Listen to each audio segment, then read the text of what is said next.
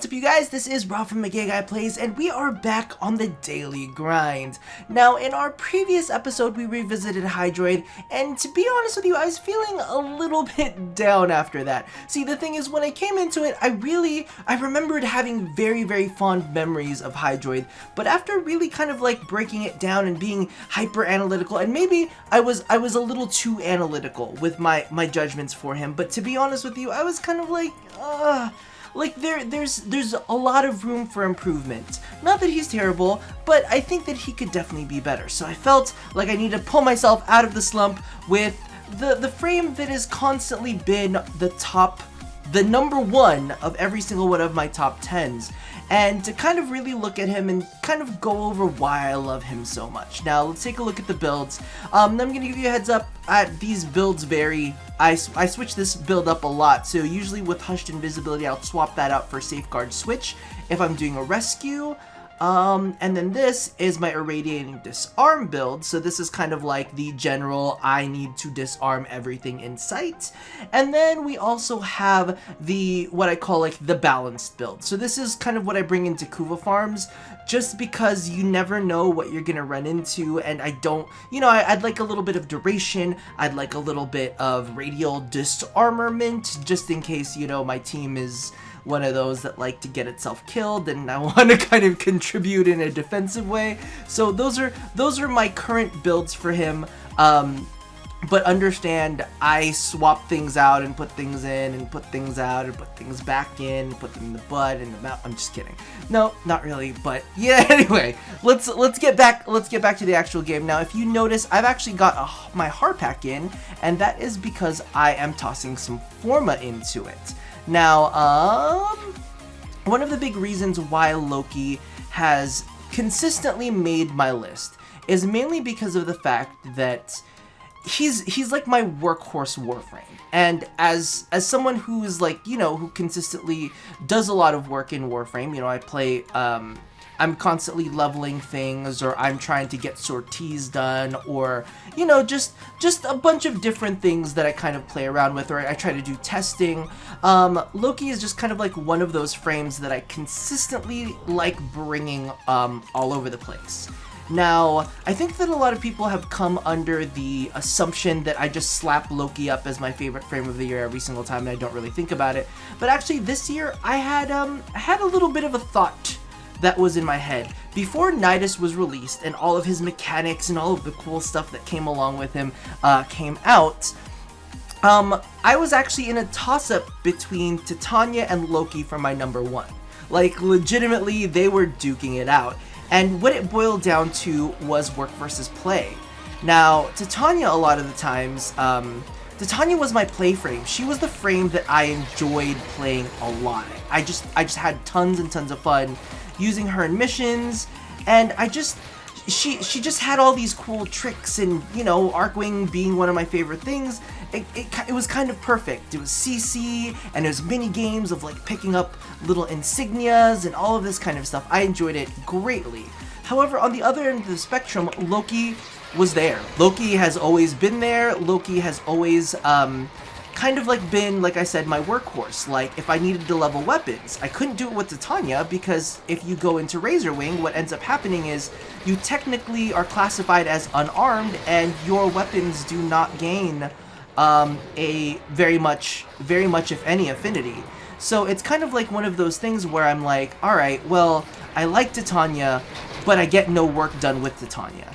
So I thought back to Loki, and I was like, alright, well, is Loki really my favorite if I'm wanting and yearning to play other frames? Like, how does that make him my favorite, And then Nidus was released, and of course, oh my god, he was like mechanically beautiful. Like, he had scaling mechanics that allowed him to do damage in a million gazillion ways, but well, not a million gazillion ways, let's be real. Like, through his number 1 and his number 4. Like, it was just an amazing, he just had amazing synergy mechanically. But then when it came down to the end of the day thing, I realized I was spending a lot of time on Nidus, spamming 1, and I was like, man, I miss my weapons. and that's the thing with Loki players is you need to be good with weapons and you need to be good with modding weapons in order to play a good Loki. It's not just based on your skill, you know, based on your technical skill, it's also based on your modding skill and synergistic skill for the things that you're trying to do. But we'll get to all of that Loki Master Race mumbo jumbo later. But yeah, I played a lot of Nidus, and there's a big part of me that just sat there saying, God, I miss playing with weapons. And then all of a sudden, it was back to Loki. You know what I mean? I was leveling weapons with Loki again, and we were playing a lot and kind of really grinding through leveling weapons and whatnot. And I was like, I just can't not make him my favorite. Like, that's the thing about it, is because he is fun. He is very fun, and but he's always been a staple. And maybe that's why I was kind of like loving on to Tanya for a while and saying, oh, I really want to play her. But the fact is, Loki has really, really interesting control. He scales in oh, sorry. My brain is going. He scales in very interesting ways, and the thing is, he's one of those frames that is just, I think that he's just well balanced. Now, there's a lot of people out there that are like, oh, Loki is so OP, yada, yada, yada, yada, blah, blah, blah, blah. But legitimately, when I look at Loki, I think of him as a perfectly scalable frame, and that's why he feels so powerful, is because he scales. And not every frame does. I feel like every frame should be able to scale in their way like Loki scales. We're not dealing with flat damage numbers that don't ramp up, you know, some people just stack power strength on power strength on power strength to bring certain frames into certain tiers, but beyond that tier they just kind of sit there unless they're a frame that scales well. Now with Loki, we're not looking at damage numbers whatsoever. Loki, the only damage numbers that Loki has comes from his radial disarm. Look at all of them running! I'm sorry, it's too funny. The speed nova combined with a radial disarm is just too amazing. And that's another thing about Loki, right? Is he synergizes very well in a team setting, and he also has the ability to go solo if he needs to. So there's more pluses in the columns, and you know, while new frames do come out, he's still a really, really good example of a frame that has stayed relevant for his entirety of, you know, being in Warframe, which is super, super, super, super long. Now, one of the big things that I always kind of talk about with Loki is kind of like, a good Loki can like go invisible and just be invisible. That's not really good per se, but you know, that's him using his advantages. A great Loki knows his placement. I know that sounds really, really weird. I always make the joke kind of like, if you're friends with the Loki, stay the fuck away from him. Because we don't want to get shot. So you'll notice that, you know, depending on what kind of Loki you're playing, at higher end, you're not necessarily trying to stay next to your friends. You're trying to stay off to the side. So you can tell straight up right there, just by placement, you know, a Loki that kind of knows what he's doing. The next thing that follows hand in hand with that is not just positioning and not just, you know, being competent with his abilities, but also knowing how to mod weapons. And I think that honestly, Loki was responsible for making me a better Warframe modder. And that's the big thing, is because with Loki, you rely solely on your weapons to do your damage. You don't have weapons that can do damage, then I'm sorry, you got nothing, because you're not gonna be doing anything. You know, this isn't Nidus, where you can just spam one over and over and over again and do like tens of thousands of damage. This is like where you have to literally study crit chance, where you have to study status, where you have to figure out damage outputs, and you know, kind of carry different weapons for different jobs, because sometimes, you know, you need to deal with the nullifier. Sometimes you need to be able to one-hit kill things. Sometimes you need to be able to shred armor. There's a lot of different things, and I feel very grateful that Loki was the frame that I learned on, because I couldn't use damaging abilities as a crutch. And I'm not saying that they're a crutch. You know, that's a different type of play. But he really bred me to love frames like not love, yeah, you can say love, but he really bred me to, he bred me,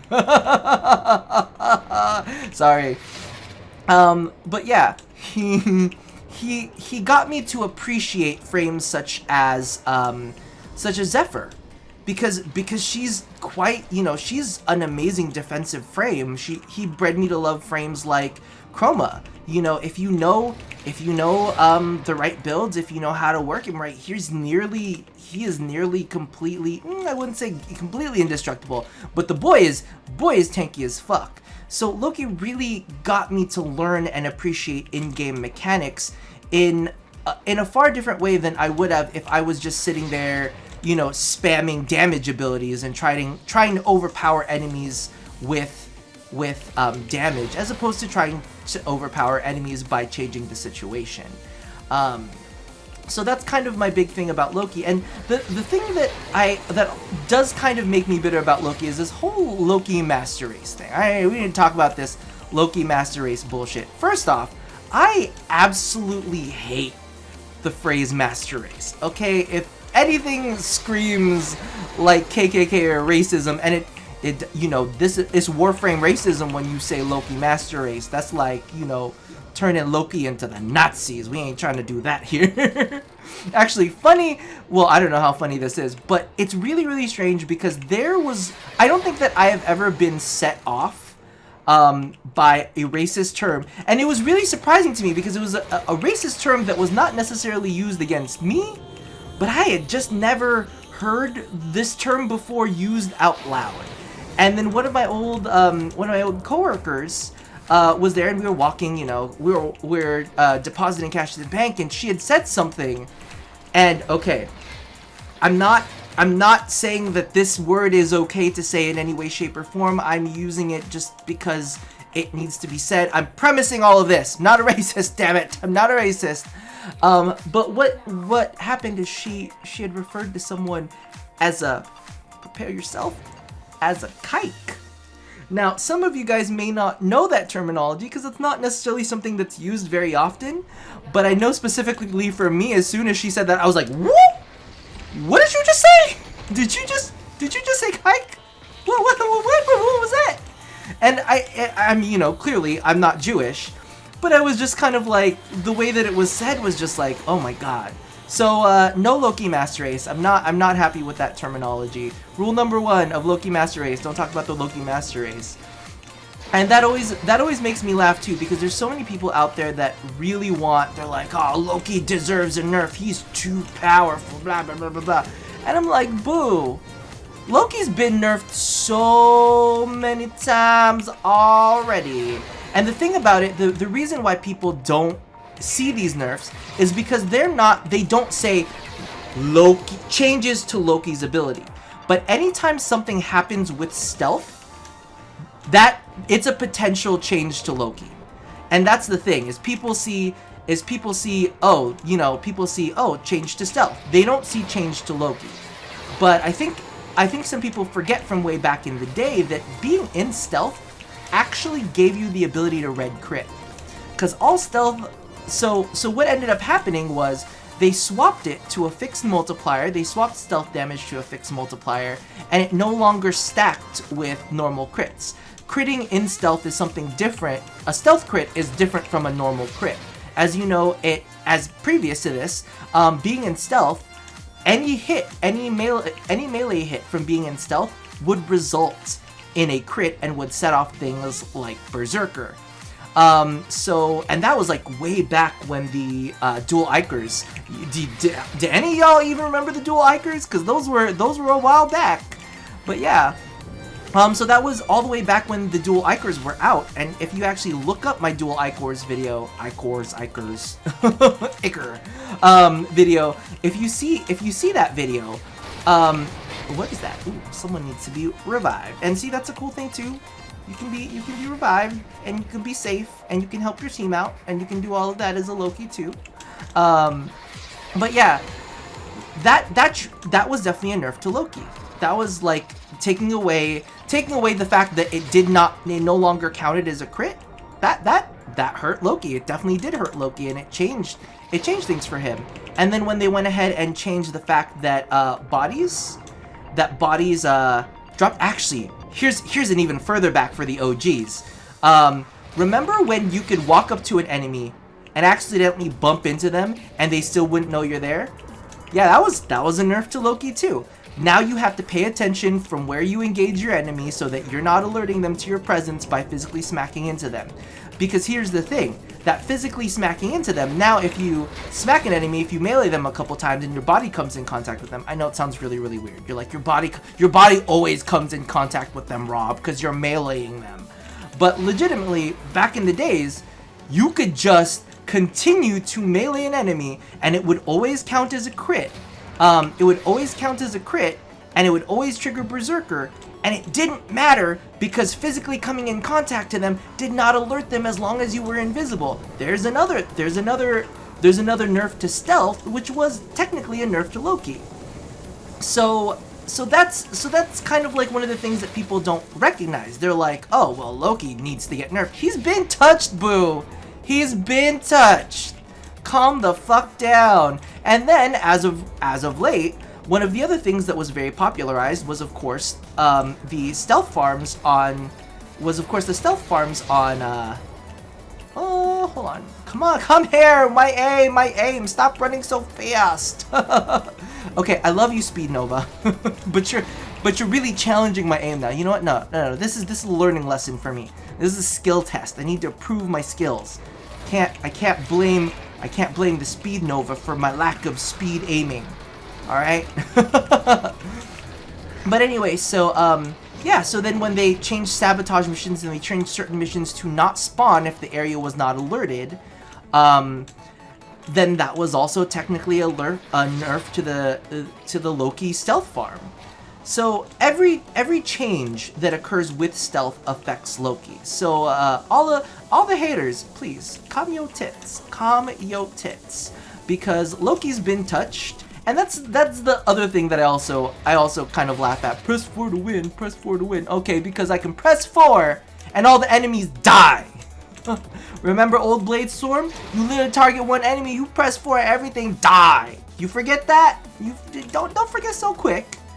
Loki still has to like engage these things. Loki still has to fight these things. If you don't have the weapon power, behind it, if you accidentally get in the way of some stray bullets, you can still die. Invisibility is not invincibility. You guys need to remember that. There are so many times where literally someone like, oh, it's always the worst feeling in the world. You're there with your friend. You know what?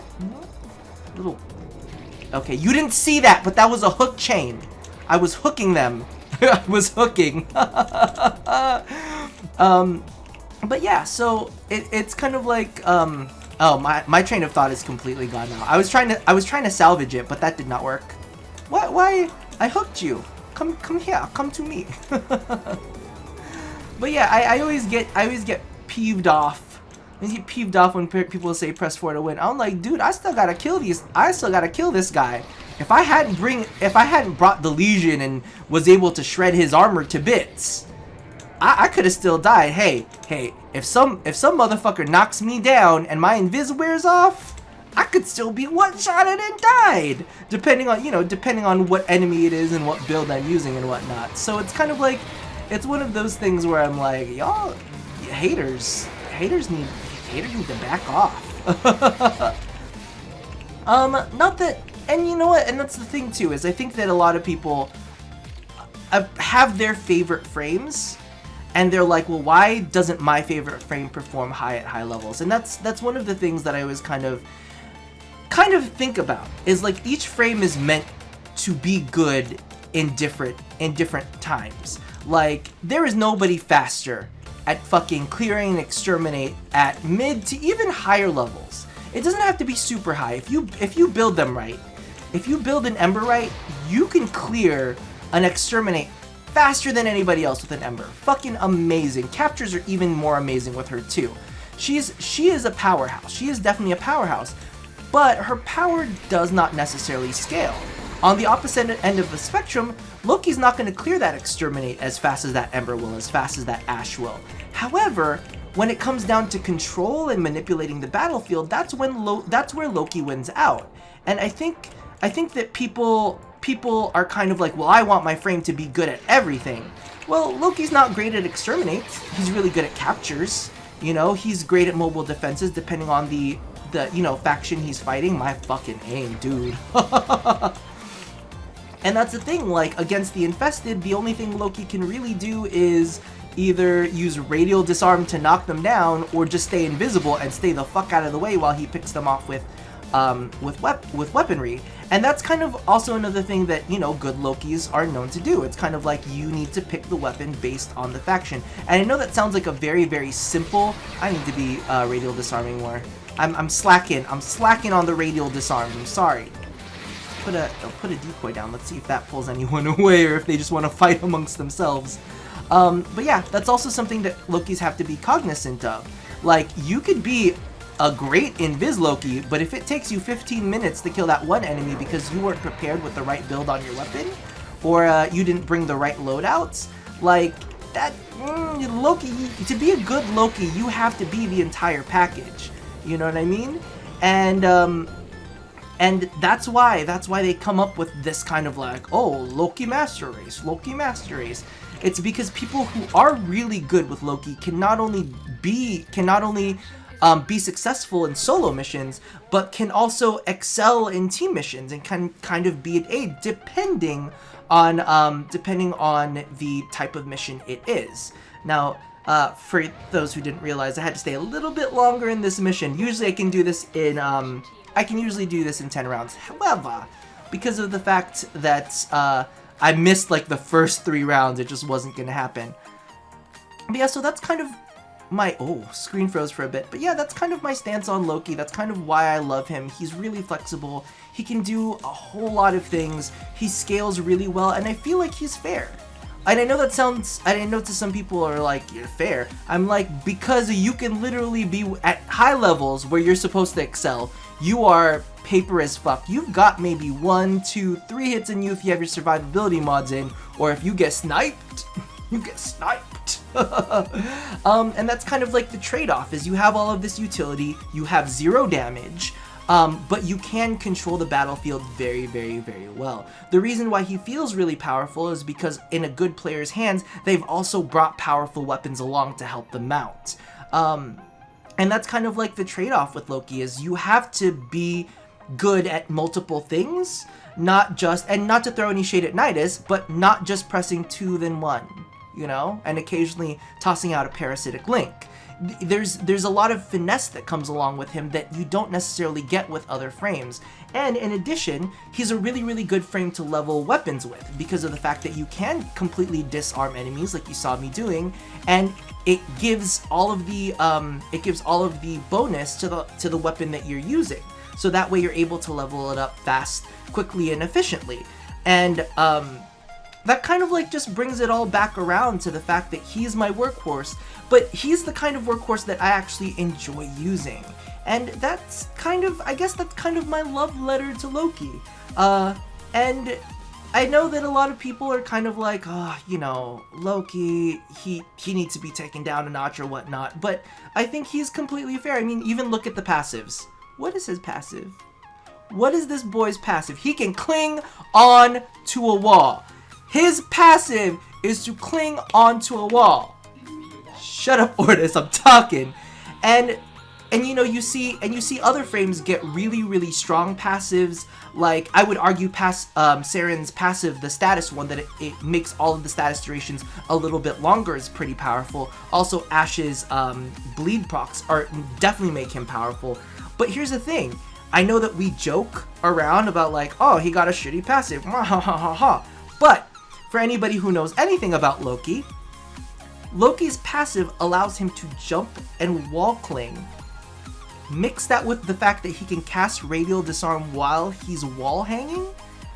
Now he can literally radial disarm and just sit on a wall and just pick people off.